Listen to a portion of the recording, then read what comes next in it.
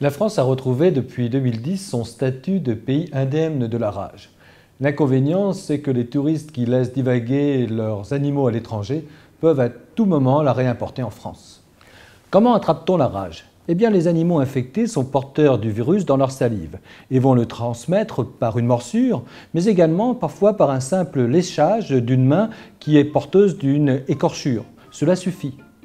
Par contre, le virus ne passe jamais au travers d'une peau saine. Quels sont aujourd'hui les animaux qui transmettent la rage? Bien sûr, tout le monde a présent à l'esprit l'image du chien bavant et écumant qui se rue pour mordre tout ce qui bouge. En fait, il faut savoir qu'aujourd'hui, le chat est bien plus souvent à l'origine d'une contamination, notamment parce qu'on s'en méfie moins.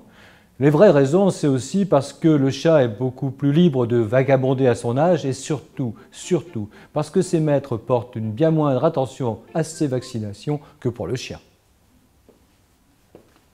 Quelle attitude doit-on avoir face à une morsure qui survient dans un pays où sévit la rage? Deux éléments doivent être appliqués systématiquement. Le premier, c'est bien sûr la revaccination antitétanique si vous n'êtes pas bien à jour de vos vaccinations. Et le deuxième, c'est la désinfection soigneuse de la plaie avec de l'eau savonneuse pour éliminer le plus possible la salive de l'animal suspect. La conduite à tenir ensuite dépend essentiellement du comportement de l'animal et de l'état de ses vaccinations.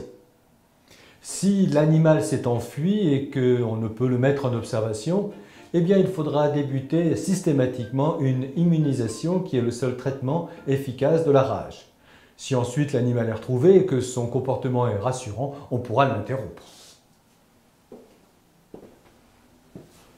Pour finir sur une note d'humour un peu noire, il faut savoir qu'une des caractéristiques de la rage est de susciter chez la personne qui en est atteinte une hydrophobie, c'est-à-dire une peur irrépressible de l'eau. À regarder les dernières statistiques de l'hygiène des Français, je crains qu'il n'y ait en France beaucoup de personnes enragées.